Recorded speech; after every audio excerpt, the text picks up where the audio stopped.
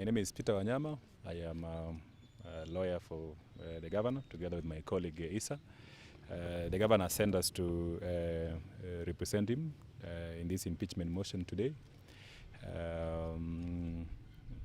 What happened is that the County Assembly invited him to appear today before they make the decision, and the governor, in accordance with his constitutional rights, decided to select lawyers to appear for him, and has given us the documents in support of the each and every allegation contained in the motion. In fact, the allegations are completely baseless.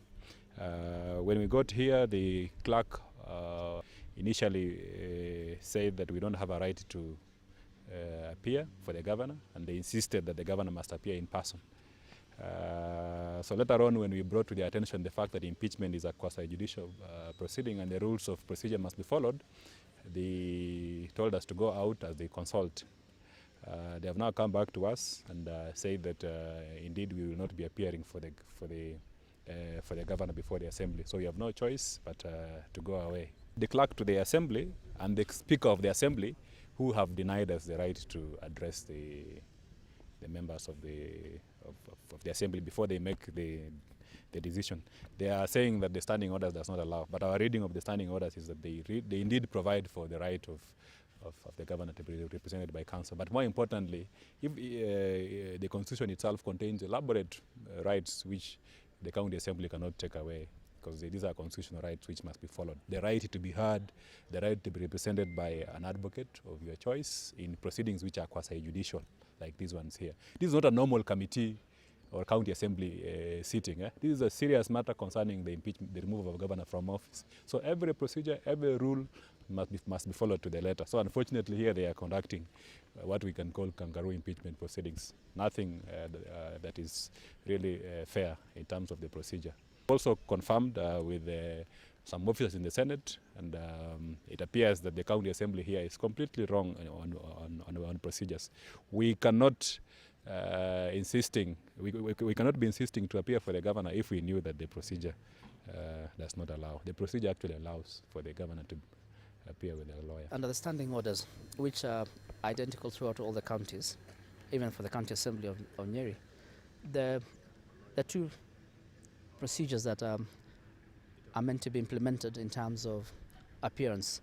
The governor could have elected to appear in person and answer the charges in the notice of motion or the allegations in the notice of motion that is being tabled and being argued today, being moved today by before the assembly, or he could have elected to be represented and to file a response. He chose the latter. We have, as my colleague Peter has already confirmed, His Excellency, the governor has already prepared a very detailed response to the allegations in the notice of motion. In a very humble and respectful view, the allegations lack merit. They do not meet the constitutional threshold, and they have no basis both in the Constitution or the County Governments Act for the grounds for the removal of a governor. Now, and I think this is the first time the County Assembly of Nyeri is dealing with a matter of removal. We know that other counties have had occasion to deal with this. It's still very novel, still very in the very early stages of devolution. So they do not have the benefit of the experience of handling a removal motion, or what in common parlance is called an impeachment motion. They should have consulted widely. They should have sought legal advice, and I think the interpretation of the standing orders is quite incorrect. Of course, at times people do make mistakes, and I think this was an honest mistake, I wish to believe. But under standing order number 63 of the County Assembly of Nyeri, the governor could have been represented by advocates. And if you look at, if you read standing order number 63 together with 64, that motion is meant to be given priority over all other business of the assembly. And all that the speaker would have done is to look at the rules, look at the constitution, look at the County Governments Act, give directions that, because this really lies with the speaker, to give directions that we could appear and represent or answer the issues raised in the motion and address them for a period of not more than 2 hours or more if the allegations would mandate more time to be given or require more time.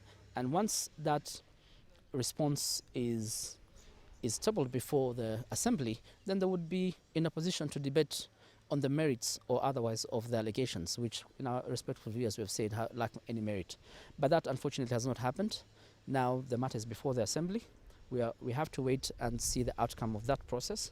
But as matters stand, it's already started on a wrong footing. It's a flawed process, regardless of the outcome. Even if the outcome is in favor of the governor, he is entitled to have his response table before the Assembly, for him to be given an opportunity to answer to the charges, and then the Assembly can vote on the merits of the allegation at this preliminary stage. Remember, this is a preliminary stage. This is a two-tier process. There's a stage here before the Assembly, which even the public is required to participate in. We do not know if we have been locked out. I'm not sure whether the public will be given a right to be heard, because the Court of Appeal has emphatically stated in the second impeachment case against His Excellency Governor Wambora for Embu, that this process requires that active and legitimate participation by the public, not only by the governor, but even the members of the public who voted unanimously for the governor here in Nyeri, have a right to be heard before any removal process can be undertaken. So their interpretation is very narrow. So we have to wait and see the outcome of this process. Hopefully the charges will be thrown out, but for now we just have to wait. We cannot preempt anything, and once the process has gone through its first stage, then we'll be able to take instructions from the governor and see what to do.